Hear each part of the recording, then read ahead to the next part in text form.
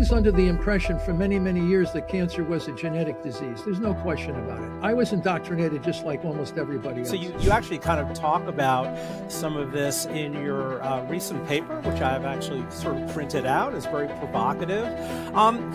Once you realize that it's a mitochondrial metabolic disease, I think we can drop the death rate by 50% in 5 to 10 years, depending on how you go after it. You're going to see that needle drop. In your experience, does that kill cancer cells if you remove the sugar? I don't believe so. Mitochondrial inefficiency is necessary and sufficient. I think we always have to put into perspective. Though, is a known risk factor, right? Well, you have risk factors for sure. But is it a primary risk factor or a secondary? Today, we want to discuss obviously the origin of cancer, what causes cancer, what a potential, let's say, cure might be for cancer or even cancer management. Obviously, the two of you come from two different sides of the same coin of how to address these questions. I'd like you two to actually introduce yourselves and your position as far as, the theory that you stand behind. If you wouldn't mind going first, Dr. Seyfried, that would be great. Yeah, well, thank you again, Lauren. Thank you for bringing us together to discuss this. I'm Tom Seyfried. I'm a professor of biology here at Boston College, and I teach cancer metabolism and to the seniors, mostly juniors and seniors and grad students, and also general biology to the non-majors. And I do spend considerable amount of time discussing cancer, even because I find that cancer is a field that can interact and integrate many aspects of biology and cell biology, biochemistry, and genetics. And if you try to give those subjects in a very dry way, it goes in one ear and out the other. They don't really assimilate. But when you link it to a particular significant problem like cancer, then they can begin to tune in a little bit more to the importance and make these biological linkages in relationship to a disease. So we can touch upon a lot of different parts of cell biology, genetics, metabolism in a general biology class just by integrating the concept of cancer and how it affects those. So this is what I do, and a week from today I will start my classes here at BC, and we'll run for the whole semester and next year as well. Sounds good. Yeah, and I've had you on the platform before to talk about what you have seen in research, and it definitely goes against what I would say that the typical understanding of what these cancer causes are. I'm going to ask you the same thing, Dr. Buns. What a little bit about you and what you're bringing to the table as far as understanding cancer. Yeah, sure. So I'm Fred Bunz. I'm an associate professor of radiation oncology and molecular radiation sciences at Johns Hopkins University. I'm also a member of the Kimmel Cancer Center there, which is a comprehensive cancer center that does research, training, and sees people with all kinds of cancers. So my primary role at Hopkins is as an investigator. So my lab tackles sort of a variety of subjects that mostly revolve around one particular tumor suppressor gene, a gene that's involved in cancer called P53. We also work on some cancer therapeutics and gene therapies in my lab. So the other major hat I wear is as an educator. So I'm one of the directors of our program in cellular and molecular medicine, which is like the largest graduate program at Johns Hopkins School of Medicine. So it's basically, as it sounds, it's a PhD program. So I do quite a bit of teaching in that. I run a number of summer programs at our cancer center, including a program where we bring medical students from around the country to hopefully get them excited about cancer research and hopefully have them consider careers in oncology. And I guess, and thank you, Lauren, for this invitation. And I guess I'm really here to sort of represent the consensus view that cancer is a genetic disease. And I'm sort of looking forward to discussing, why I think that, and why, and probably less important what I think, but why is that the consensus view, and Mm, where does that come from? right. Awesome. Yeah, thank Mm. you. And definitely worth noting too, the way I found you was through your work. The book that I researched that came up was called The Principle of Cancer Genetics. And that is a book widely used. It's a textbook more or less used by tons of colleges and in different courses to educate people on cancer. So that was your book. And that was one of the most reputable books I found when doing this research for who to bring on and talk with Professor Seyfried. So really, really two very impactful people here. I think to simplify all this, like you said, Dr. Buns, you approach this from seeing cancer as a genetic disease. And then Professor Seyfried, you kind of approach this from more of the Otto Warburg theory, which opposes that view. And we're going to get into all of that here in a second. So the way this is going to go is obviously just a conversation that we're going to have, but I'm going to have some questions that I'm going to go through, and I'm going to, list off just one by one. And obviously you guys will just get a couple minutes to respond, and then, state your opinion or your facts that you have. And then we can go back and forth for each person to have a chance to respond and toss it around. So without any further ado, I'm going to start with my first question here. And thank you both for being willing to do this. And I'm excited. I'm excited to get into this. So the first question that I have is really something that's been very interesting to me now that I've been living life eating mostly meat. I do mostly a carnivore diet, carnivore lifestyle, and I have seen how much that's benefited me in my health, in my mental health, physical health, everything. So, from my understanding, two of the bigger factors that go into causing cancer, as far as, what could be part of the somatic theory, kind of like what you're representing, Dr. Buns, is one, smoking is a huge cancer cause, it seems like, and two is obesity and the amount of body fat that one actually has, on their body. Those are two very large arguments as to what can cause cancer. There's an argument to be made that body fat, that the higher amount of body fat could be causing it. But that might have nothing to do with it. Actually, it might be, in fact, an issue with what might be causing obesity. So that could be, for example, insulin resistance or chronic inflammation. Those are two things that come with obesity. So it's not necessarily obesity that's causing cancer, but it's, in fact, the insulin resistance and possibly inflammation. Is it possible that cancer is caused by insulin resistance and inflammation? And I'm going to toss this first to you, Professor Seyfried, if you wouldn't mind addressing that. Yeah, well,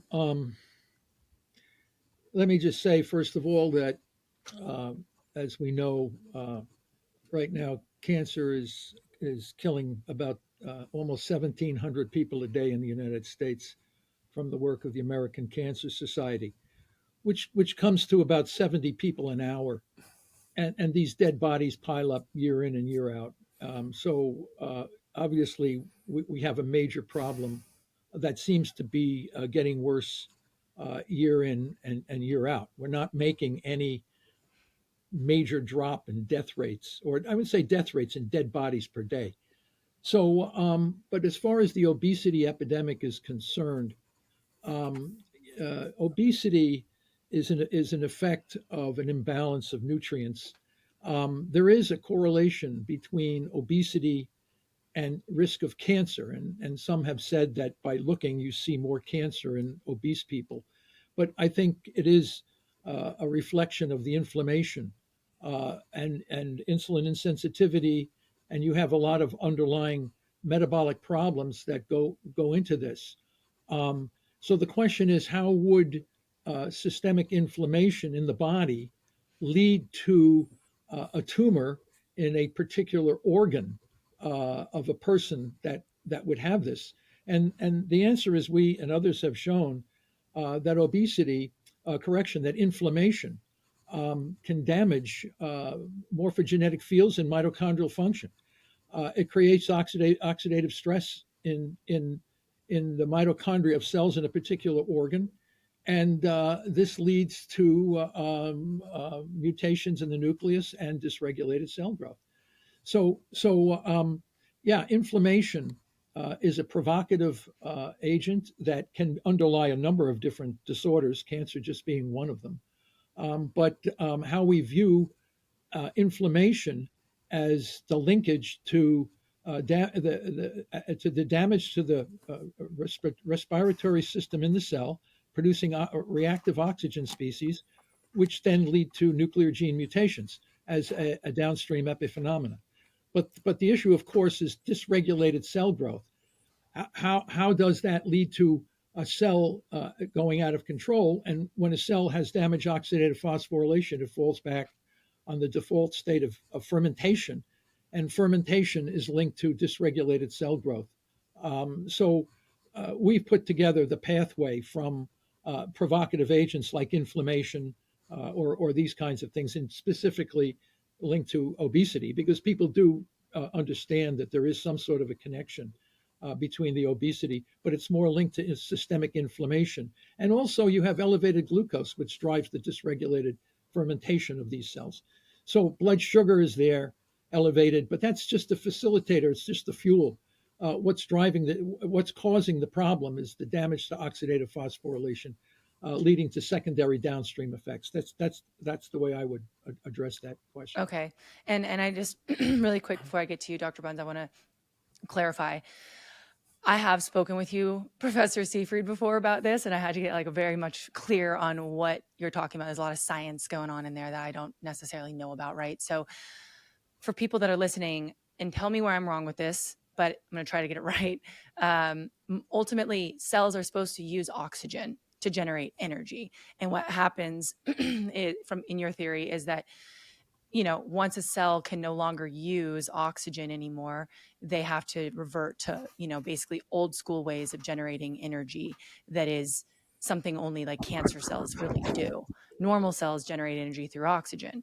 And so basically the issue right now is that you're saying many of these cancer cells in your theory cannot produce energy correctly. And so they have to fall back into, what's it called? Fermentation. Fermentation. It's energy without oxygen. Energy without oxygen. So yeah, and all cancers that we know of have a dependency on fermentation. In every organ, every type of cancer cell, they have a dependency on fermentation, and that's when you look under the electron microscope and you look at the number, structure, and function of mitochondria, and you see in every major cancer all major cancers, and I published this, they have abnormalities in the number, structure, and function of mitochondria. But it doesn't happen overnight. It's a protracted problem. It can take months, years for the cell to transition away from oxidative phosphorylation to substrate level phosphorylation, which is the origin of fermentation. It doesn't mean that there's no oxidative phosphorylation. It just means that it's insufficient. The cell cannot survive. It cannot live without energy. Energy becomes the central issue. And people need to know how every cell in our body has to have energy. Where does the energy come from? Yes, we breathe air. The oxygen drives energy in our cells, but cancer cells can survive without oxygen, and even when oxygen is present, they continue to ferment. They continue to ferment because the oxidative phosphorylation system is insufficient. It's not gone completely; it's just insufficient. So you have to have a sufficient level of energy. And don't forget, the singular largest consumer of energy in any given cell is the membrane pump. 30 to 70% of energy comes from the pumps. Without to maintain an electrical potential across the membrane. And if that pumps don't get energy, the cell swells and dies. It undergoes death. And if you stop oxidative phosphorylation, like cyanide, will kill you quickly. But cancer cells can live in cyanide. So clearly they're not using oxidative phosphorylation. They're fermenting. And that's the singular biggest difference between normal cells and cancer cells. Cancer cells can live and grow without oxygen and ferment. Yeah. So, okay. So basically you're saying yes, that inflammation and all of the insulin resistance can absolutely be a cause of this cancer. Now I want to move this to you, Dr. Buns. What is your thought on that question? I'll restate it. Is it possible that cancer is caused by insulin resistance and inflammation, and it's not necessarily the smoking or the obesity that is causing it, if that makes sense. Yeah. So let me just start very quickly I just want to address one point that Professor Seyfried mentioned, which is the sort of the rates of cancer incidence. So I think it's an important, and this is a thought that gets bounced around like, oh my gosh, there's more cancer than ever. In fact, the incidence rates of most common forms of cancer have been steadily dropping for the last couple of decades. Colon cancer, breast cancer, and stomach cancer, probably most is one of the ones that's really gone from a major source of cancer morbidity, mortality to one now that's really one of the more rare cancers. So in general, the news is quite good. Now, Professor Seyfried is quite correct in that the absolute number of people that are dying from cancer is still high. It's way too high. However, part of that is that we're not dying from other causes as much. People are living longer. Our population is aging. It's one reason that cancer centers like ours are pretty much have all the business we can handle. But the good news is that for most common types of cancer, the incidence is going down. Now, unfortunately, that's not true across the board. Pancreatic cancer, which is one of the most lethal kinds of cancer, it's very stubbornly stable in terms of incidence. And in fact, we're seeing while the overall rates of colorectal cancer are going down precipitously in recent years, a really sort of distressing finding is now that more younger people are getting colorectal cancer. Whereas largely, cancer by and large is a disease of aging. So there's definitely something that we're still trying to figure out as to why that is. But again, the news is good. The other key point I want to make too is survival after cancer diagnosis is now way better than it's been. The dramatic changes since the 1970s, when the current regimens of radiotherapy, chemotherapy, and more recently targeted therapies have come online. The results have been really strikingly positive. People are living longer with cancer and with longer time, until recurrence. So, which is really, real life extensions with some of the therapies that are currently being used. So anyway, I didn't want your listeners to, Sure. I think it's an important thing to be aware of. So it's not all gloom and doom, but yes, we absolutely need to do better. So getting to your question, so inflammation is unquestionably a critical aspect of tumor growth, and that is very clear in experimental models. It's very clear when we actually look at cancers under the microscope. We can actually see the inflammation. We can see these inflammatory infiltrates. So cancer, inflammation is both part of the tumor itself. So it's what we call in the tumor microenvironment. There's sort of a whole inflammatory aspect for most sort of common solid tumors. And furthermore, sort of systemic inflammation is clearly a driver of cancer. Now, maybe there's no tissue where that's sort of more vividly evident than in the colon. So there's a fairly common disease called ulcerative colitis. So it's basically an inflammatory disease that mainly affects the colorectal epithelium, and it's basically sort of chronic inflammation in the colon. And it's well known that patients with that disorder have a greatly elevated risk of developing colorectal cancer later in their lives. So again, that's just one of many examples that show the concrete, relationship between inflammation, immune dysfunction, and cancer. So in that regard, I will I will agree with Professor Seyfried, regarding the importance of both inflammation and also metabolism. One thing I want to touch upon, I think, Lauren, that you mentioned was this idea that sort of the Warburgian metabolism, the famous Warburg effect, and somehow the cancer gene theory are somehow in opposition. Really not true at all. I mean, it's actually, the Warburg effect is real. It's pretty much universally accepted among people in the cancer research field. The cancers, as Professor Seyfried has mentioned, are they basically function metabolically in this mode that we call aerobic glycolysis. So that sort of fermentation in the presence of oxygen so it's a very unusual type of metabolism that is interestingly also a characteristic of pathogen infection. So it's definitely part of the disease process. But as I'll describe, as we go on to discuss, it's actually not the underlying cause of the cancers.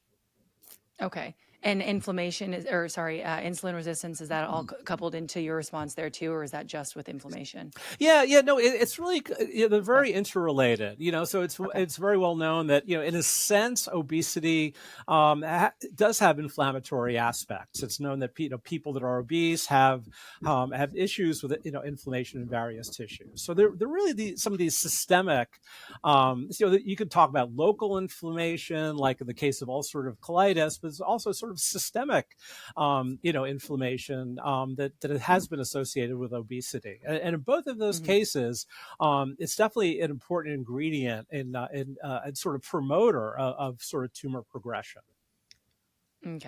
Okay. Lauren, go ahead. Can I ask Fred a question? Yeah, please. Sure. I appreciate your looking at cancer as the rate, but when President Nixon in 1971 declared the war on cancer.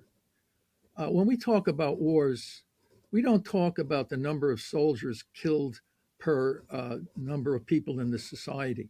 We count dead bodies. That's the way we talk about war. And when you have 1,700 people a day dying, I don't know how anyone could sugarcoat that number. This is a 70 an hour. I mean, we can talk about the rates and we can talk about this. You got 70 souls an hour dying from this disease, 1,700 a day. And then when you look at that and you say they live longer, many of these poor folks are suffering miserably from the toxic therapies that they were given to give them an extra overall survival. And many of these guys, they don't live very much longer. I work in glioblastoma. They haven't made a singular advance in 100 years. 100 years in glioblastoma, and you get metastatic cancer, and you're just as going to, you have your survival is no different today than it was 75 years ago. If you treat stage 1 tumors, you're going to have a lot of success, and you're going to keep people alive a lot longer. But let's not try to sugarcoat 1,700 people a day dying from cancer. I don't think that's good news. So let me be very clear. I am not interested in like sugarcoating, that the death toll. Again, it's really, a leading cause of death in our society. So there's no way around that. However, I think our audience can take some perhaps solace in that your risk of cancer as an individual is going to be lower than it was for your grandparents. And that's where the number is sort of, I think the incidence rates become very significant. So again, there are more people. Yeah, we have a larger country than we did 20 years ago.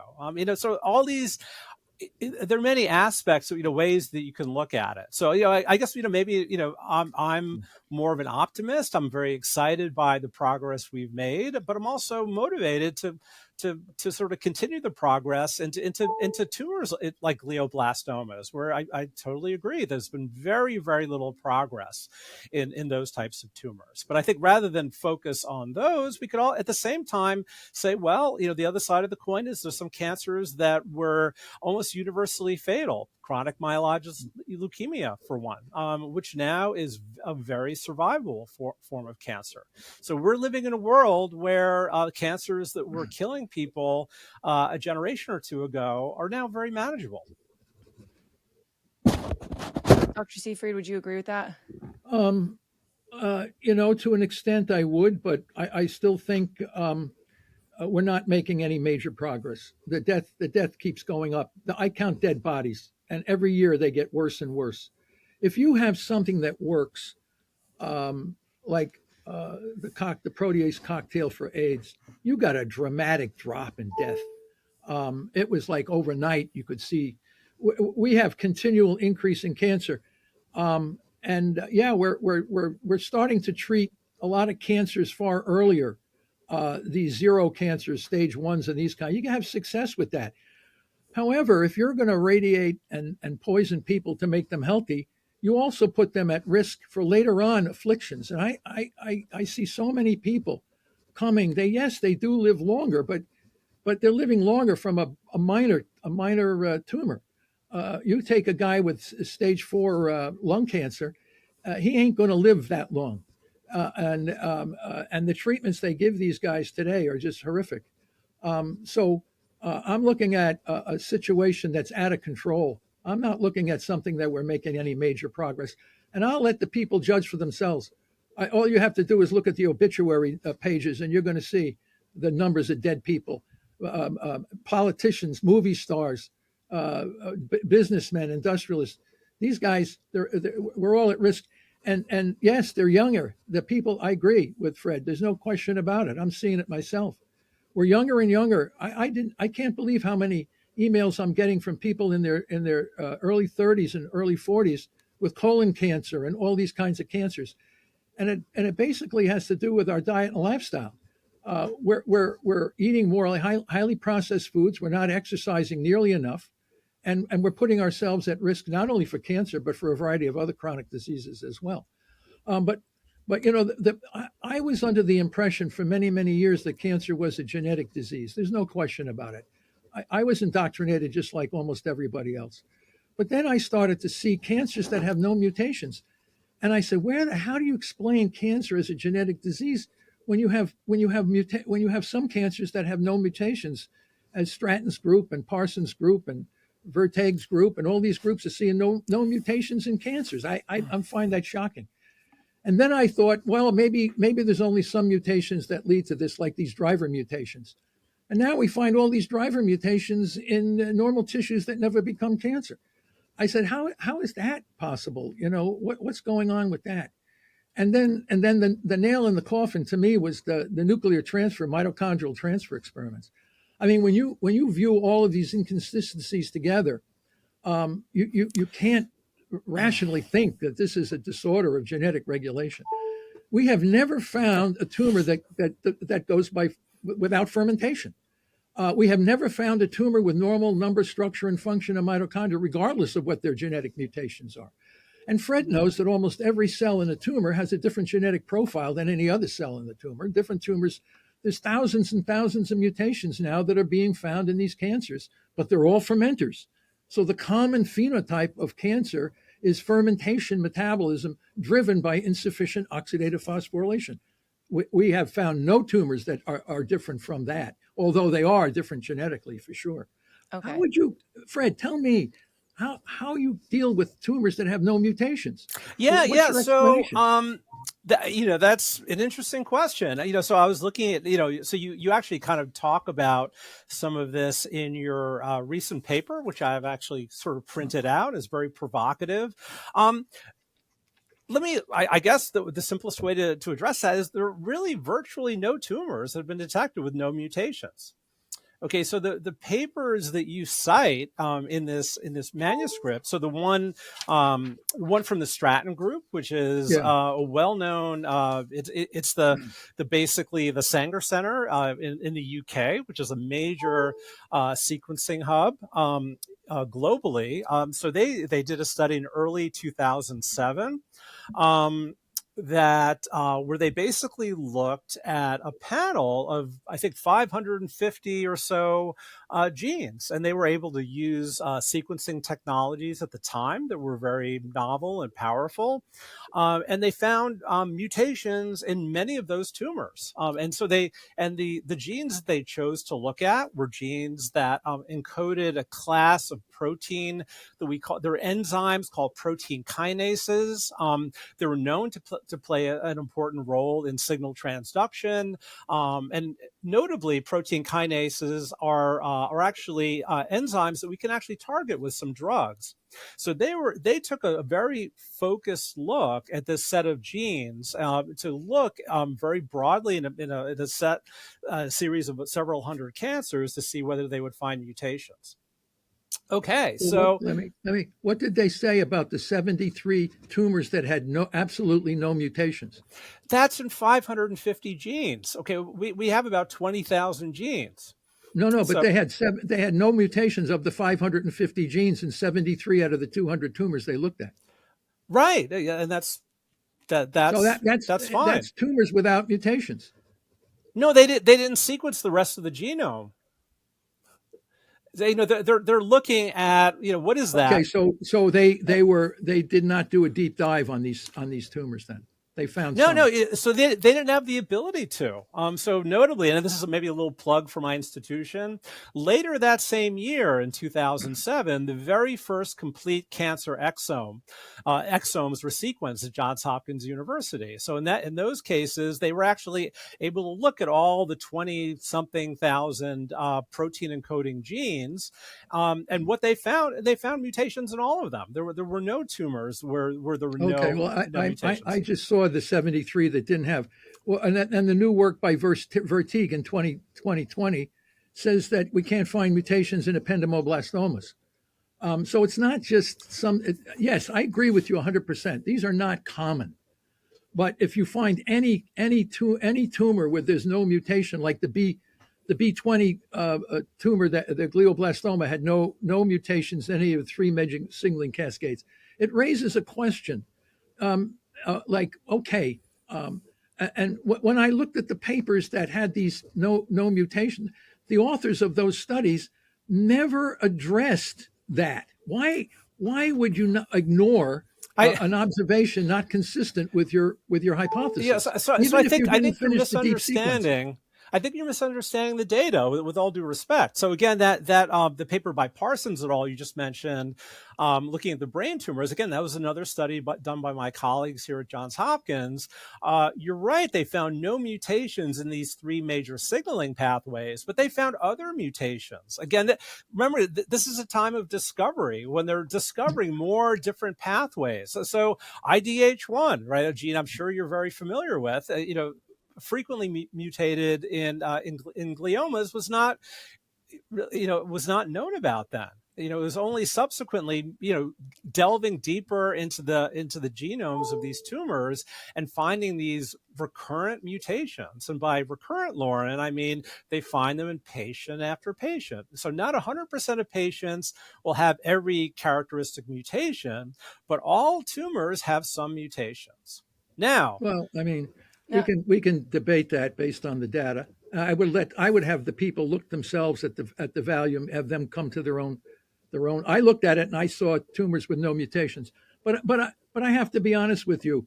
Yes, I agree. Most cancers have a lot of mutations, and not every cell in the tumor has a different mutation. Some are common, like P53, but not all tumor cells have P53 mutations, as you know. But how do you explain driver gene mutations now in all these normal tissues that don't get cancer? So something I want to bring us back to, because we can go on in all the weeds. That's the thing. You guys are such experts in this that you can go in, and I want you to. But I also want to bring it back to the level that person like me or somebody else who has cancer that doesn't really know much about cancer can understand.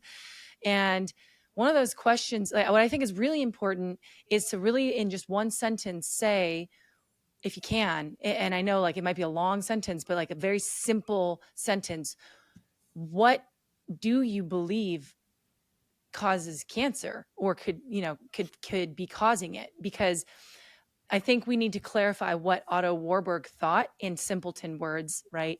And then also clarify what the genetic mutation theory is, what I guess it would be the somatic mutations theory is. And then I'm going to go into my next question. So in one sentence, Dr. Buns, can you say what the somatic mutations theory is?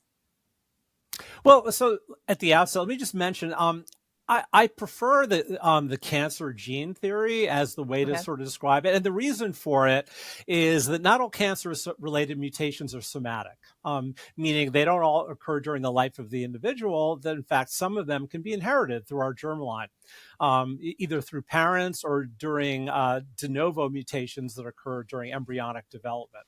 Again, I don't want to go too deeply into the woods, but so essentially, what is the cancer gene theory? So the cancer gene theory, sometimes referred to as a somatic mutation theory, basically holds that cancer is a result of the accumulation of critical mutations in genes that control cell growth, cell differentiation, and the ability of cells to be recognized by the immune system. And that is and it's really the consequences of those mutations are what give rise to all the different what we call cancer cell phenotypes, including the Warburg effect, including aneuploidy, which is having sort of a a non-modal number of chromosomes, a whole bunch of different characteristics of cancer cells are basically are all things that we need to know about to understand the biology. But again, the underlying cause of those effects are genetic mutations. Got it. Okay. And yes or no, are they some of them are inherited, not all of them, right? The mutations. Correct.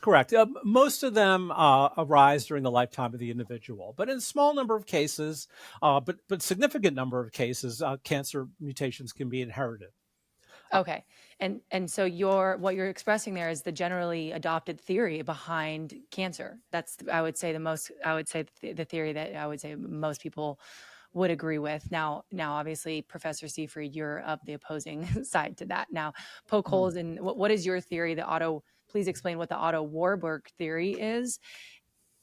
And then, what's the difference between that and what Dr. Buns just explained? Yeah, well, Warburg claimed that all cancers were fermenters because the oxidative phosphorylation system was inefficient and they had to ferment.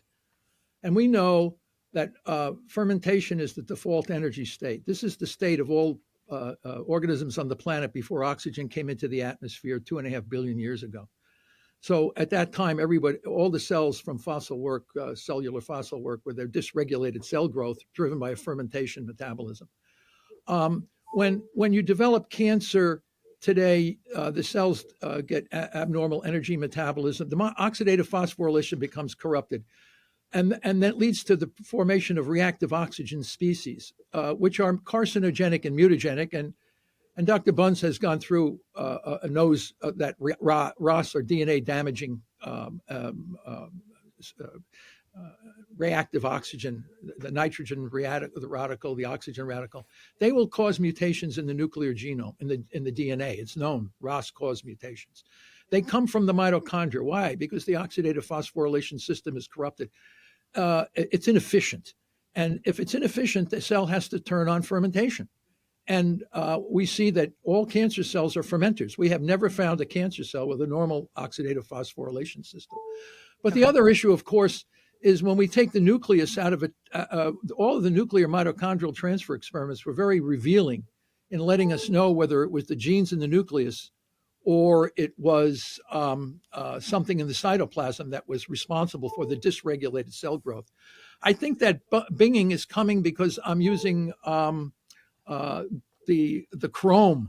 I don't usually use Chrome, and I think something is strange with my computer on the Chrome. But that's a different issue.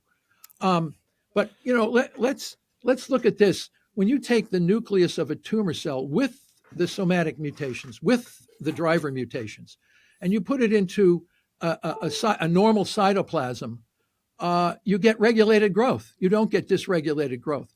So if these genes are causing dysregulated growth, why you don't get dysregulated growth when you transplant the nucleus from the tumor cell into the normal cytoplasm?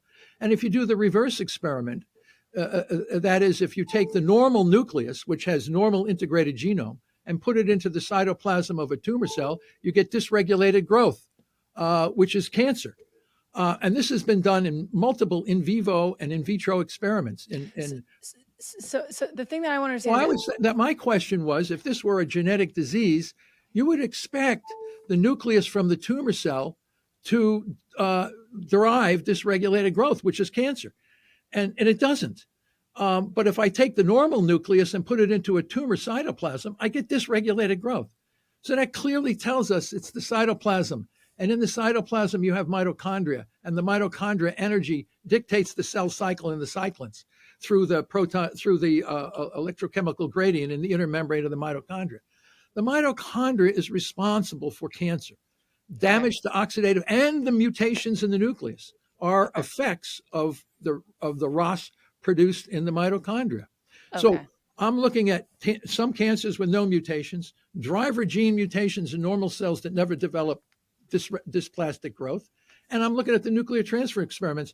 Any one of those factors alone would raise serious questions as to the validity of the somatic mutation theory. Okay, so with that said, and I know I know you want to respond, Dr. Buns. Just to yeah. So to keep us on track here, something that I'm very curious about is understanding the impact of sugar on our cells and how that might cause issues with, let's say, mutations, or let's say the mitochondria. Right? Is there some kind of understanding that we can we agree that sugar is a problem when it comes, like overconsumption of sugar is a problem, even if it's just two different theories here? Dr. Buns, would you agree that sugar is an issue, sugar consumption, and that we could probably tie back into insulin resistance, as a result? Yeah, to some extent. I think access to large amounts of readily digestible carbohydrates like sugars, is a well-known factor that can promote insulin-resistant diabetes later in life, which is absolutely a risk factor for cancers. So I think diet is a very important aspect of what we call, we all have what we call risk factors, right? So some of them are not modifiable, meaning there's nothing we can do about our parents, there's nothing we can do about our genetic inheritance, and there's nothing we can do about random mutations that arise during cell division. However, we can control our behaviors like smoking, alcohol consumption, and certainly diet is another highly modifiable risk factor that we can really consider when we talk about cancer prevention. Not that it's easy to, for people to actually, change their lifestyle and change their diets. But many people would stand to benefit by taking a hard look at what they're eating. Okay, and with your theory, would you argue that if the way that you're saying that, how you understand the theory is that you might just have the genetics that they become mutated, and sugar might just not help that? It's not going to be helpful, but it's not necessarily sugar that's the cause, right? Well, Or like diet or something like that. It's so we really talk in terms of risk. So again, insulin dependent, insulin resistant diabetes is certainly a cancer risk factor. Not all people, with that disorder are going to develop cancer. So again, it's a numbers game. We see a disproportionate number of people that have sort of these metabolic health issues. For sure, and it's hard to deny that is likely playing a causative role. And many people are looking at, perhaps that's why we're seeing increasing rates of cancer in younger people. Now, no, those increases are very, as I mentioned, very concerning, but they still, as a whole, represent a very small proportion of cancer overall. But obviously, when cancer is occurring in younger people, we really stand up and take notice. So there are a lot of people now taking a really sort of deep dive into what might be going on in terms of our current modern day exposures, diets, and I think again, diet, obesity, and hormone exposures are really, I think, at the top of many people's lists as they think about, what might be causing these cancers in young people. Okay. And removing sugar, in your opinion, and I'm specifically sitting on the sugar thing, I know that I'm kind of harping on it. Do you, in your experience, does that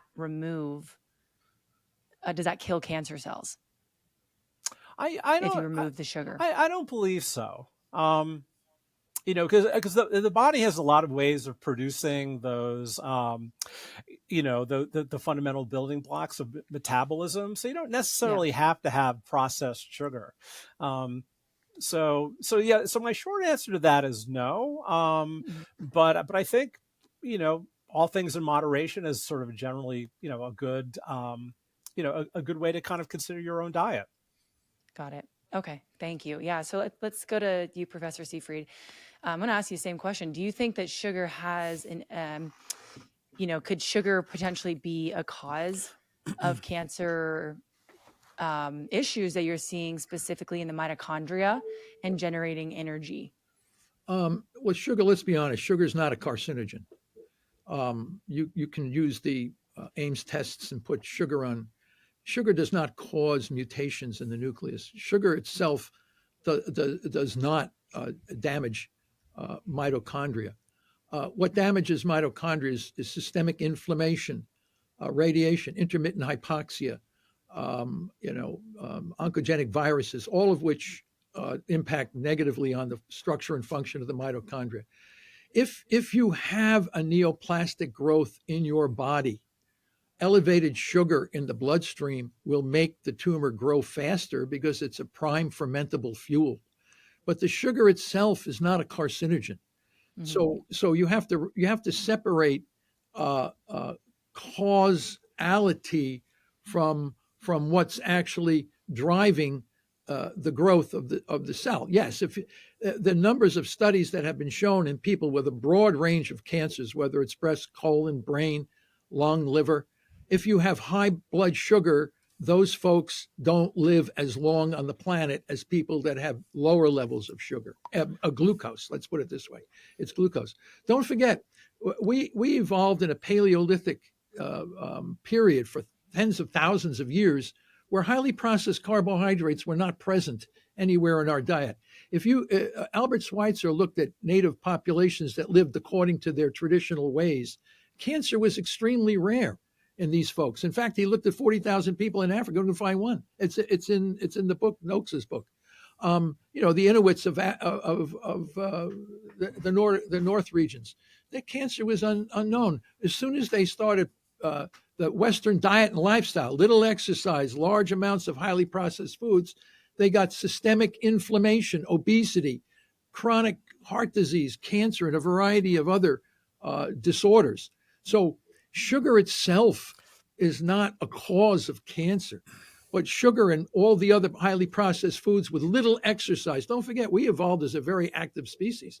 We were not sitting around getting hamburgers and donuts through a window at a fast food shop. We're putting ourselves at risk for cancer and a variety of other chronic diseases because of our diet and our current diet and lifestyle. Our technology has evolved so much faster than our biology. And as a result of that, we put ourselves at tremendous risk for these chronic diseases, cancer being a major one. So, okay. I wouldn't get too hung up on sugar. I would get hung up. I would be more concerned with your general diet and lifestyle. And this is why we built the glucose ketone index calculator to allow people to know if they're in nutritional ketosis. Don't forget, we evolved in nutritional ketosis. That's who we are as a species. We would have low blood sugar and elevated ketones because there was very little carbohydrate in our diet. We killed and ate animals. We ate fish. Let me ask you this, though, with that. Let me ask you this on that point, because Do you think if one were to remove mostly sugar from their diet, it would then kill cancer cells? Let's say, combined with other things too. Well, Same question I asked Dr. cancer Bunz. can't live without the glucose and the glutamine, the amino acid glutamine. So if you're going and you have to transition the whole body over to ketones and fatty acids, which the cancer cells can't use because you need a good mitochondria to burn those things. So that's the solution to the cancer problem. You lower the blood sugar, you target with drugs the glutamine, and you transition the body over to nutritional ketosis. Okay. And that Okay. marginalizes the tumor. So it's not one.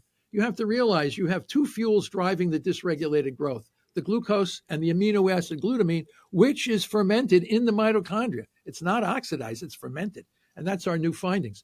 So in order to manage the disease, you got to shut off the energy. And without energy, these cells can't grow. They can't manage the pumps and they die. And Not your that not for that anybody, complicated. right? And for anybody trying to understand this, your theory is that cancer cells generate energy through sugar, glucose, in large part once they're generating it. Now, And glutamine. And glutamine.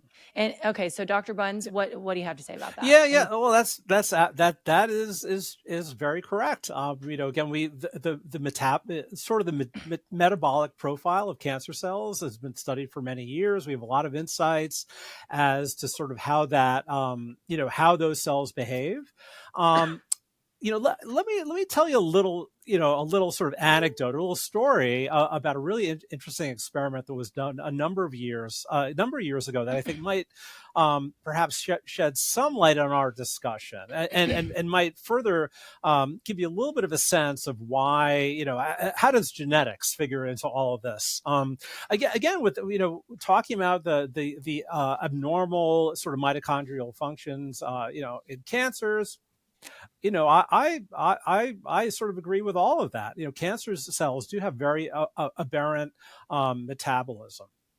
So one of the story I want to tell has to do with a cancer gene that's near and dear to my heart. It's called P53. It was discovered many years ago.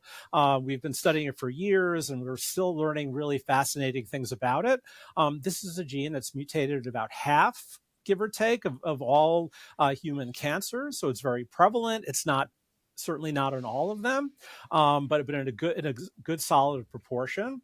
And so one of the ways that we've sought to learn about P53 is to basically alter that gene in mice. So, laboratory mice are a common tool for studying, as in a way of a surrogate for experiments that we can't obviously do on humans. So we actually, starting in the 1980s, developed technologies that have recently really come to the forefront to actually experimentally modify genes. So, we don't have to speculate as much about what genes are doing. We can actually go into cells and go into whole animals, modify a gene of interest in a very specific way down to the individual, DNA nucleotide. And we can then see what effect that mutation has on that animal. And so when P53 is mutated in mice, those mice become highly predisposed to develop a variety of tumors. Now, those tumors are very different from the tumors that arise in the context of P53 deficiency in people. And perhaps that's not surprising since mice are very sort of anatomically different and they only live about 2 years. But anyway, so we could basically recreate in mice the causative effect of P53 loss. Now, now where the story comes into metabolism, a great friend and colleague of mine named Paul Huang, who's a prominent investigator down at the NIH in Bethesda, he did a really cool experiment. He was very much interested in studying P53 and its potential roles in regulating metabolism. So he took these P53 what we call knockout mice. Basically, the P53 gene had been inactivated in this particular strain of mice, and you could compare those mice with other mice that were completely genetically identical except for that one mutation. And so he did a really kind of cool experiment to kind of look at their metabolism, and he did a number of things, but maybe the most visually striking was he put them in a swimming pool. So the mice. So how do you measure sort of the metabolism of mice and their energy level and their glucose consumption? So he had them in a very unique apparatus that they have at the NIH, where the mice are actually in a swimming pool with an engineered sort of current, and so the mice are sort of swimming towards a platform, and basically are swimming against this current. And so the mice that have higher energy reserves, and the ones that have aerobic metabolism, which is a much more efficient means of generating glucose, and therefore at a much more efficient way of generating the ATP that mitochondria need to be efficient, those mice were able to sort of swim really well and reach the platform. The mice that had P53 mutations were all that you could see them even with an underwater camera. All the mice were sort of becoming exhausted. So they were unable to use glucose. And so they were basically they were essentially fermenting glucose rather than, they were using sort of what we call a glycolytic pathway to generate ATP, that sort of that molecule of energy from glucose.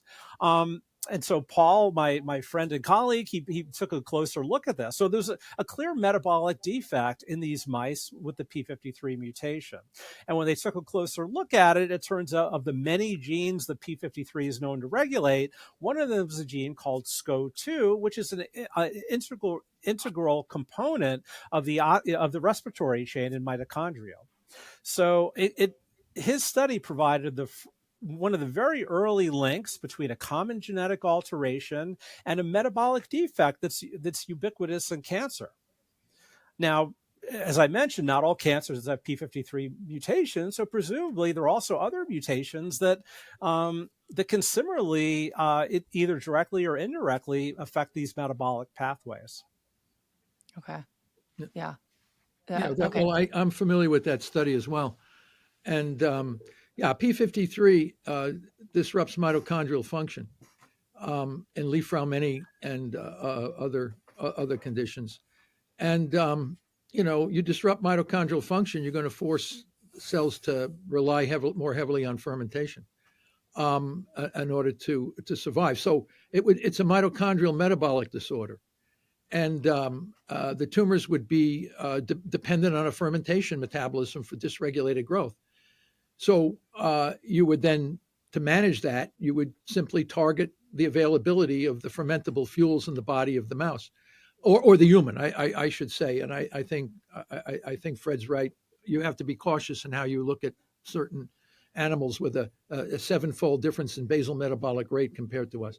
Right. But the issue, of course, here is that P53 mutations can occur in the germline, like Li-Fraumeni, or they can happen as secondary somatic mutations caused by a reactive oxygen species.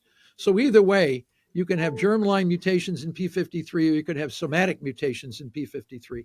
Either way, you're going to disrupt the energy metabolism in the cells that would have those abnormalities.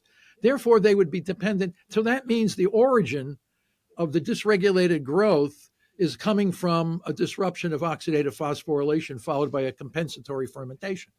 So in order to manage those cancers, you would do the same thing you would do with any cancer, regardless of whether or not they have a P53 mutation, is that you would selectively reduce the sugar in the body and elevate ketones and target the glutamine.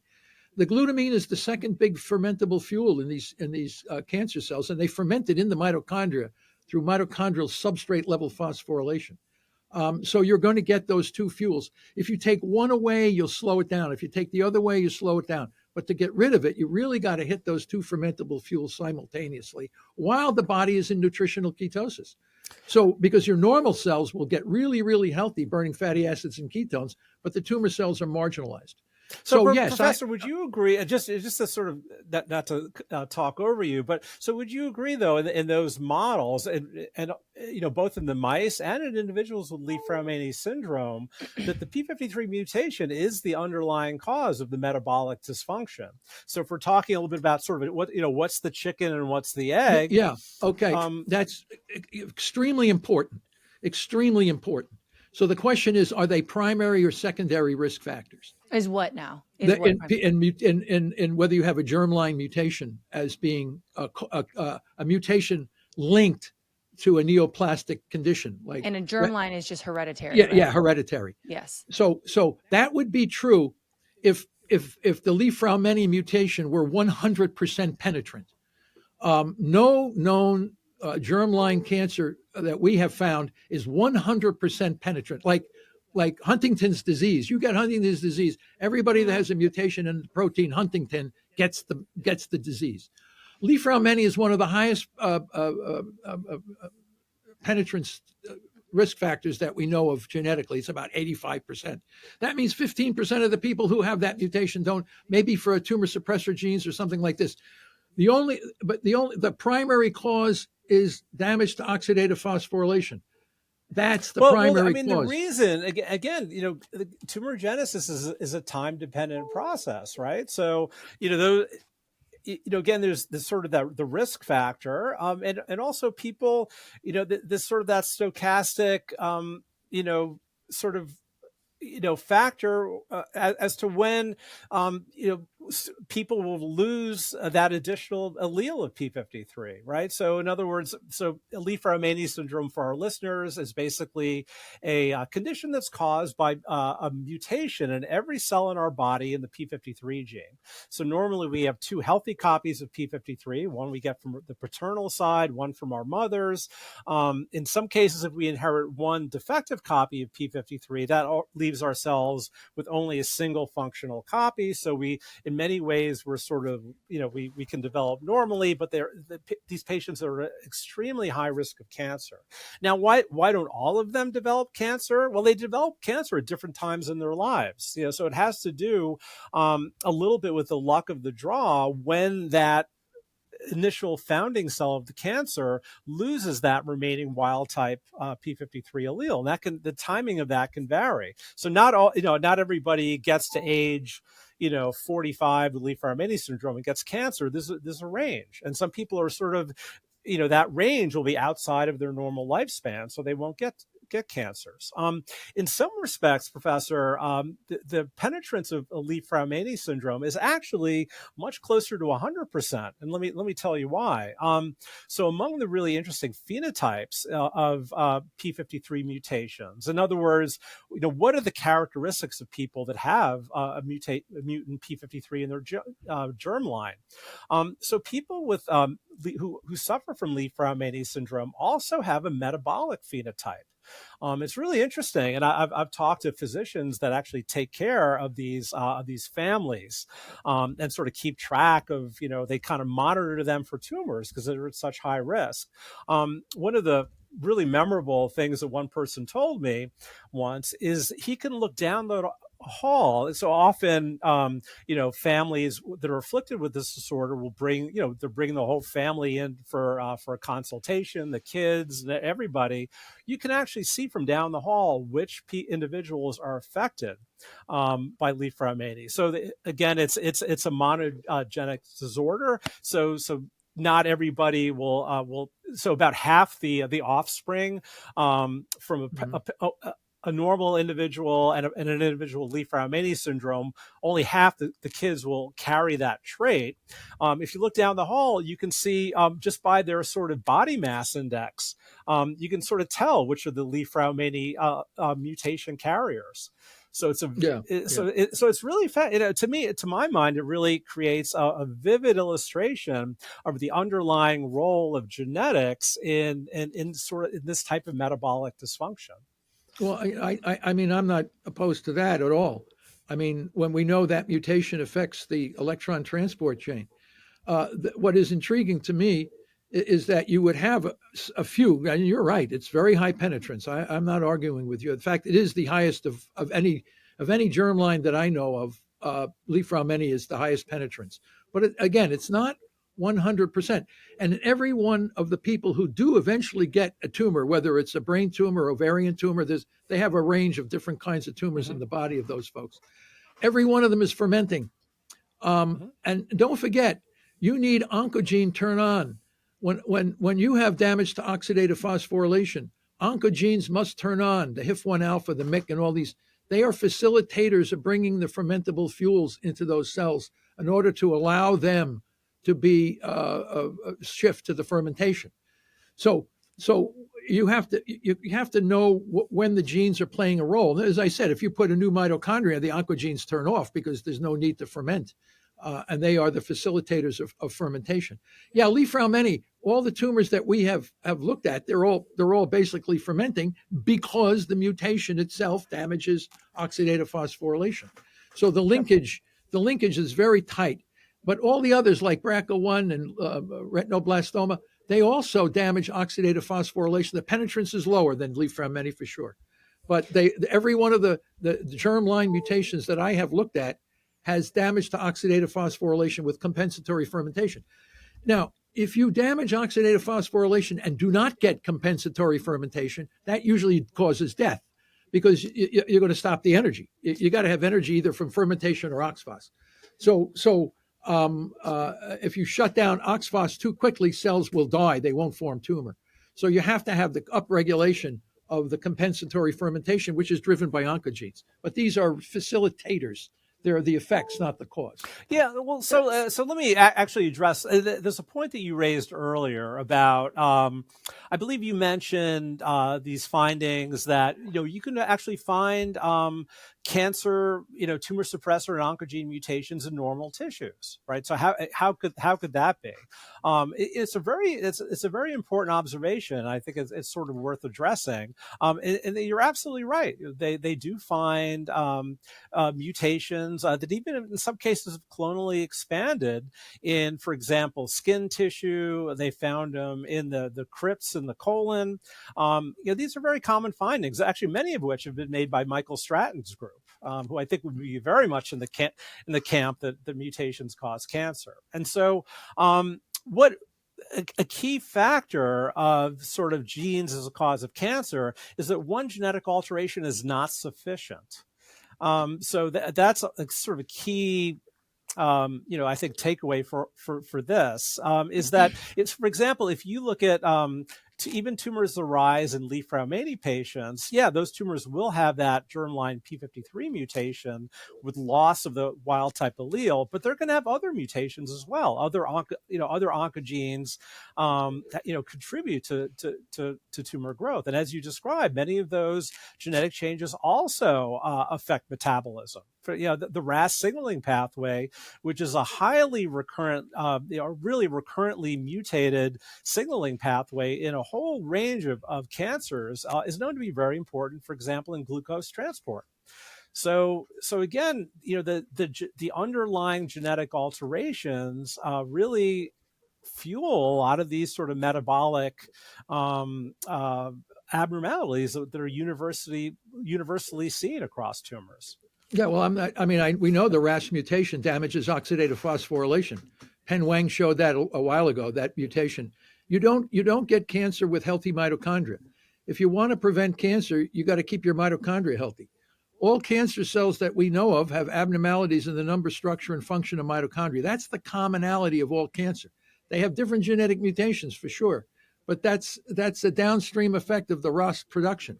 Now, Every cell. So what we're saying again with the P50, that's really the upstream cause, right? So if people are born with the P53 mutation or a BRCA mutation for that matter, we know that they're at elevated risk for cancer, and so that's why we do BRCA screening. Again, to sort of know which people and families to follow. You can't get that information by looking at their mitochondria. No. That's manifest later. Yeah, no, that's not what I'm talking about. The mutation BRCA1 damages oxidative phosphorylation. That's what I'm saying. So we have to recognize what is primary cause of dysregulated cell growth versus secondary cause of dysregulated cell growth. if we have 50% of the women that have BRCA mutation have breast cancer, there's 50% of the women that have BRCA mutation that don't have breast cancer, and every woman that has the breast tumor has damage to mitochondria. That means the mitochondrial damage is the origin of the dysregulated growth, because we can have the mutation without the dysregulated growth, but we can never have the dysregulated growth without the damage to the mitochondria, insufficient oxidative phosphorylation. So mutations are neither necessary nor sufficient to lead to dysregulated cell growth, but mitochondrial inefficiency is necessary and sufficient with a compensatory fermentation. So I think we always have to put the BRCA into mutation, perspective. though, is a known risk factor, right? Well, you have risk factors for sure, but is it a primary risk factor or a secondary risk factor? I mean, it has to be a primary risk factor because you can identify who's at risk by genetic sequencing. Yes, but they don't all get cancer. Right, but you can know who's at risk, right? You know, again, as we've discussed. No, I'm not saying you can't. Does every person who has mitochondrial disruption get cancer? Does that? No, that's you have to have the compensatory fermentation. You have to, if you have damage to the mitochondria, you'll kill the cell quick. But the question is getting back to primary and secondary, because I think this is so important when we're looking at origins. Is the mutation a primary cause or a secondary cause? I look at it, if it's a primary cause, every time you have that mutation, you get the tumor, regardless of whether it's a breast tumor, colon tumor, whatever it is. It's 100% penetrant. There's no ambiguity. But if a person carries the mutation and never develops the tumor in their lifetime, then that was not a primary risk factor. It was a secondary risk factor. Well, but then how do you explain the increased risk, on a population basis of people that carry a BRCA1 mutation?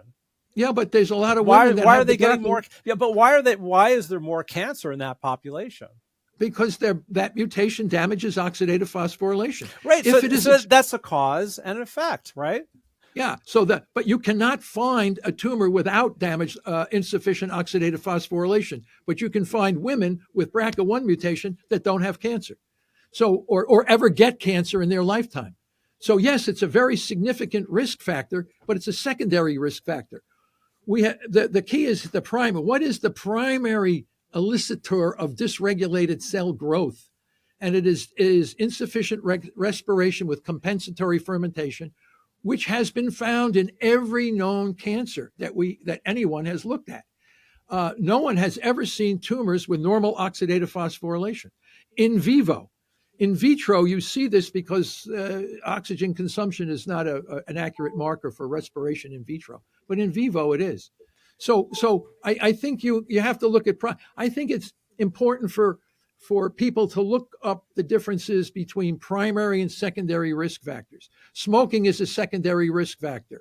Obesity is a secondary risk factor. Insufficient inflammation, viral infections, papillomavirus, hepatitis. These are all secondary risk factors. They cause cancer only if they damage oxidative phosphorylation. So then you get dysregulated. Yeah, so let me just say this concept of a primary and a secondary risk factor is really not a widely accepted sort of concept. So when we, in sort of maybe I would argue the mainstream, we talk about risk factors.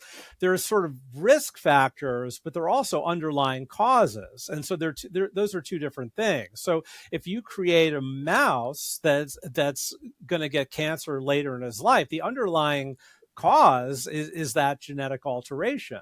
And if you expose that mice to chemicals or do any number of other things, that mice or radiation, that mouse will likely get cancer at a younger age. So you can look at, again, in human populations, again, we know that these germline genetic mutations are profoundly increase our genetic risk. But other things can increase that risk also. So all of us have multiple sources of cancer risk. So when we talk about, all risk factors are, they have different magnitudes, but we don't really think of primary and secondary. The primary underlying cause are the cancer mutations that fundamentally change how cancer cells operate and how they function, including their metabolic defects. Again, Well, this is a point we disagree on, but yeah, well, I look at the nuclear cytoplasmic transfer experiments. If the neoplastic growth in a tumor is driven by genetic mutations in the nucleus, according to the somatic mutation theory, dysregulated cell growth is caused by 1, 2, dozen mutations, doesn't make any difference, drivers and whatever. And you take that nucleus and put it in a new cytoplasm, and you no longer get dysregulated cell growth. That says that those mutations are, whatever they were, no matter how many there were not the drivers of the dysregulated growth. If I take the normal nucleus and put it in a tumor cytoplasm, I get dysregulated growth. So clearly, it's the cytoplasm and the mitochondria. And these experiments have been done over and over again in all kinds of different systems testing. They were not testing the somatic mutation theory, but the results from those experiments clearly tell us that the mutations in the nucleus of these tumor cells are not the drivers of dysregulated cell growth. I mean, it's hard to reject those findings. You can say, well, they're primary causes. Okay, if that's the primary cause, how come when I put that nucleus in a new cytoplasm, I don't get dysregulated growth? And if I take a normal nucleus, healthy, and put it in a cancer cytoplasm, I get dysregulated cell growth. How do you explain that? That's not explainable on the somatic mutation theory, no matter how you cut and look at it. You got to think. And what troubles me is that a lot of folks ignore those nuclear mitochondrial cytoplasmic transfer experiments that clearly show that this. And the only person that really understood that was the late Ruth Sager at Harvard. She said these nuclear transfer experiments support Otto Warburg's theory of cancer because you're not getting the dysregulated growth.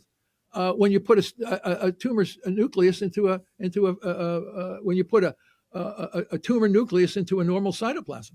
So why you don't get dysregulated growth when it has all the driver genes and the broken chromosomes and the somatic mutations? Why that doesn't cause the dysregulated cell growth? That's the big question.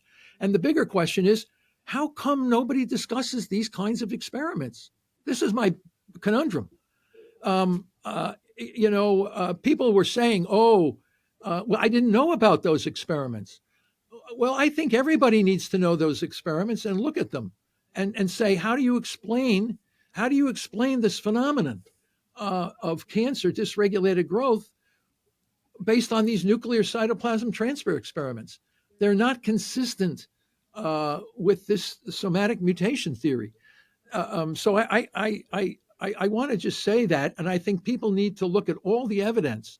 I don't look at it any different from the geocentric heliocentric theory of the solar system. For 1,800 years, we were using epicycles and deference to try to explain how planets and celestial bodies revolved around an immovable Earth. Okay, it took 1,800 years before Copernicus said, maybe we got it all wrong. Maybe the sun is the center and the planets are all revolving around the sun. And then Kepler came in with the helical orbits, and Galileo with the telescope, and all of a sudden everybody says, the Earth revolves around the sun. I look at the somatic mutation theory and the mitochondrial metabolic theory as at exactly the same position that we have today. Once we realize that cancer is a mitochondrial metabolic disorder, the solution to the problem will be quite apparent. And when you take people that have cancer and remove the fuels that drive the dysregulated cell growth, then you start to get management of the disorder, and people will start living longer at a healthier overall and quality of life that is progression-free, and overall survival will increase dramatically. And we're beginning to see this now in all these stage 4 cancer people who are shifting to metabolic therapy. So the bottom line is, I think as long as we consider that cancer is a genetic disease, we're not going to drop those death rates in any significant way for the foreseeable future. Once you realize that it's a mitochondrial metabolic disease, I think we can drop the death rate by 50% in 5 to 10 years, depending on how you go after it. You're going to see that needle drop significantly. But if we're chasing genes and we're doing these genomic mega maps and all this kind of stuff, and all these people are dying from cancer, something has to change here. And I think you got to look at the nuclear transfer mitochondria. You have to look at all the data. Driver genes that don't cause the neoplastic growth, nuclear transfer experiments. And then you have to say to yourself, maybe we got it all wrong. Maybe we're not right. And that's what the field found when you put the sun in the center of the solar system. Everything made sense. You didn't need epicycles any longer. Okay. So that's So my view. And yeah. I think I'm right. And I think we're going to drop this death rate very, very big once people come to realize that they can't live without a fermentation metabolism. And that's not difficult to target. Targeting fermentation is a hell of a lot easier than targeting a bunch of genes which may or may not lead to overall outcome. Now, I only have time for one more question. So I want to get this one out, and it will give you the opportunity, I believe, to respond, Dr. Buns, if that's what you're hoping to do, which I imagine it is. Now, this will go back into treatment and management of cancer. Okay. We have all these different treatments right now that sort of on a spectrum are helpful. Some aren't. It just depends on the person. A lot of times, I've personally witnessed somebody in my life go through chemotherapy. They were diagnosed and then went through chemotherapy, and 4 to 5 weeks later, they died. And so it really took them out. Now that happens a lot. And also chemotherapy helps a lot of people too. So I'm not saying it's all bad. It's all good. Some of the treatments for cancer, you have chemotherapy, hormone therapy, immunotherapy, radiation therapy, stem cell therapy. There's a bunch of others. And speaking with you, Professor Seyfried, you have talked to me before about other solutions to manage or more or less to manage cancer, kill cancer cells. I would imagine that your take on some of these more traditional cancer treatments is that you probably would say they are not as beneficial for people to use today based on everything you just said. But I wanted to ask you, Dr. Buns, if you think that if there's one particular cancer treatment that you have seen to be the most effective for treating cancer, and why. And then I would ask you the same thing, Dr. Seyfried, but you go ahead, Dr. Buns, first. Yeah. So these are really exciting times for cancer research, for a whole number of reasons. But, and maybe I'll sort of using your sort of, looking at the different theories for how the heavenly bodies move in the universe. I think so. The heliocentric theory, in my view, is really, I think it's a nice analogy for what we're seeing really with the role of genes in cancer. So in a sense, the cancer gene theory in biomedical research is sort of, in my view, sort of the equivalent of the heliocentric theory. And why is that? So I guess what we can ask: what's the strength of the heliocentric theory? Is it just one group of people arguing with another group? And I guess there still are people today, right? Who think there's a flat Earth, or the sun's going around the earth, or whatnot. But the really wonderful thing about the heliocentric theory and other theories like it is that is their power for us to understand the universe, and for the power for us to make certain predictions. Right? If we know how the heavenly bodies move, it helps us understand tides. We can predict the next solar eclipse, down to the minute, down exactly to where it's going to happen. So all of these types of things, we can use our knowledge of planets to sort of launch a probe into the heavens and have it, years later sort of fly, within a couple of kilometers of Pluto. And this is because we know with the heliocentric theory empowers us to do all these, do all these amazing things. The cancer gene theory is really like that in a lot of ways. So, talking about some of the therapies that have sort of come up in recent years, and some of those that are in the pipeline, some of the targeted therapies are really profound profoundly changing the outlook of people with certain kinds of cancers. Now, certainly there's some cancers we haven't been able to hit very well, but there are a number of leukemias that have famously and very dramatically responded to targeted therapeutics. Now, what are those therapeutics targeting? They're actually targeting the products of cancer-associated mutations. So, for example, the classic example is Gleevec, which is really the first widely used targeted therapeutic against a specific genetic alteration in a type of leukemia called CML, or chronic myelogenous leukemia. So we can predict who's going to respond to Gleevec by sequencing by molecular characterization of their tumors. And similarly for EGFR inhibitors in lung cancers and on and on. So the list, fortunately, is growing for very targeted therapeutics that we can use to target certain genetic alterations.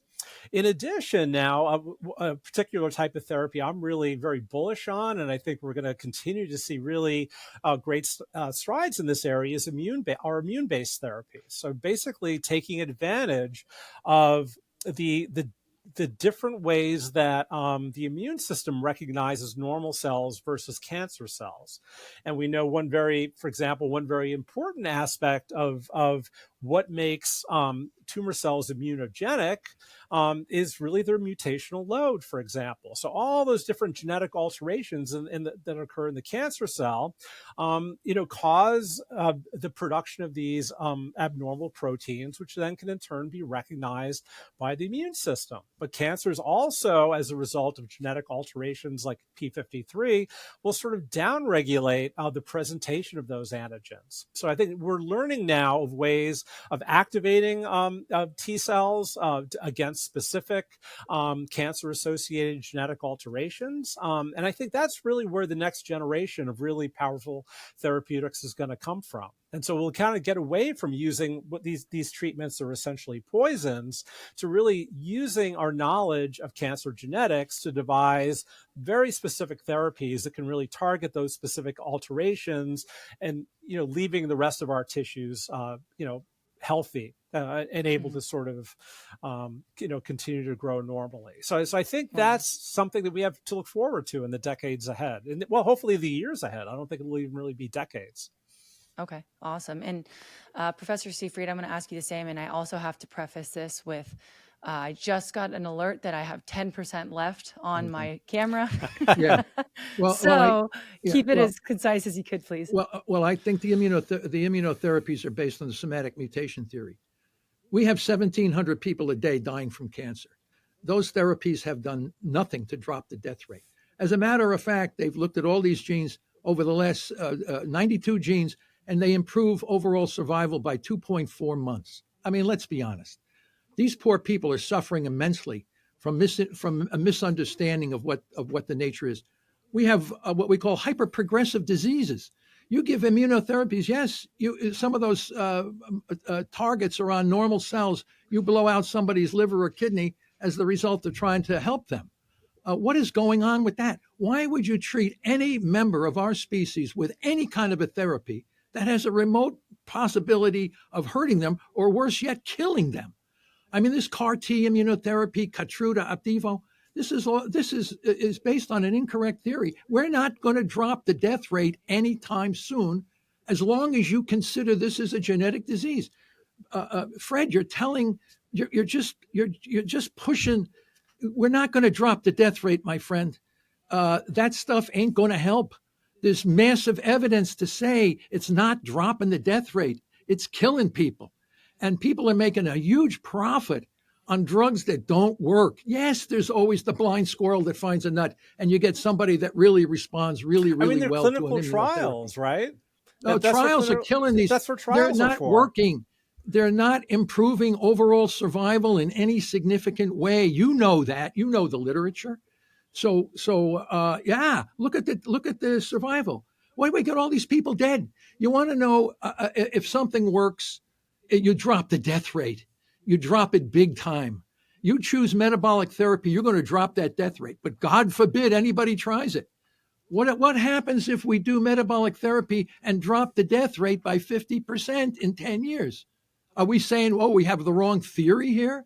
Let's go back to the gene theory. We should be targeting tumor metabolism. And actually, people are working on that. Well, actually, that's an important point, Fred. Right? You know, the immunotherapies work better when you take away glucose and glutamine and transition the body to the. Now, let me tell you something. If you shrink the tumor down and you got a very small tumor, the surviving cells may have something in common. And there's where an immunotherapy could come in and be a very powerful tool. But it's at the end, not the beginning. So because now you take advantage. We have all the tools needed to manage cancer effectively. We're just not using them in the appropriate way at this time and place. Okay. And with that, I think what I'm going to say is I'm going to direct everybody to go to both of your different pieces of work, your literature that you have created on these topics. Very, very important work that both of you have done. I think that if we wanted to, we could do a follow-up on this with some additional questions if that's something that we wanted to do. I'd ask, everybody watching to let me know your thoughts on that if we ought to. But where can people find your work first, Dr. Buns?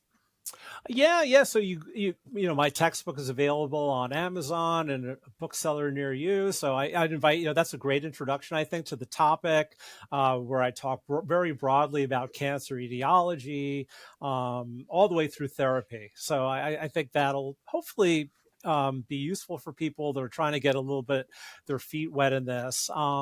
Yeah, and then again, we publish in very focused areas of cancer research, and I really invite people to really look at any of these studies that we've been involved with over the years. So I think it's really the one thing I will agree with is that too many people are dying of cancer, but it's really not for lack of effort, and I think.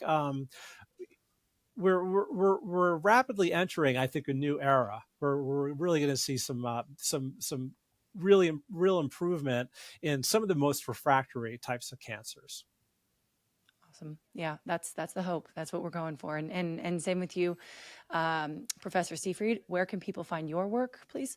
Well, I published the book also in 2012, which is selling more now than it's ever sold. But I also publish all open access. We're encouraged here at Boston College to publish open access so people can read. There's no paywalls that hide the stuff. So guys, anybody who wants to look at this, just put my name in and you'll get the open access publications. Because the change will come from the demand of the people. Once the people come to understand what's going on, they're going to make the change. I don't think change is going to come from the top. It's going to come from the bottom. And when you get more and more people educated to know what the nature of cancer is and how to effectively manage it in these that we write about, then you're going to start to see the change. Until that happens, I don't see much, but I agree with Fred. There's going to be a massive paradigm shift coming very, very soon. And the cancer patients are going to benefit from it immensely. We can only hope, right? All right, guys, I appreciate both of you. Thank you very much for being here, for participating, for being open to doing it. If you have any other questions for me following this, just obviously let me know. And thank you everybody else for watching this. Please subscribe if you like this. The bigger audience base that I have, the bigger guests that I can get on, the more information and truth we can unravel and get some damn answers about things. So anyways, thank you guys. Thanks, Thank Lauren. you. I'm asking you just to do that, right? To just critique methodologically. Surely you're familiar with, like I said, the nurses' health professionals follow-up. Like I said earlier, there are traditional methods of cooking and preparing these foods that detoxify them. Like, why are you using that sort of terminology for really low-quality observational research when you're discounting some of the, the nurses' health professionals follow-up long-term RCTs? Having a high plant-based index, I'm not saying that you're vegetarian, vegan, but you're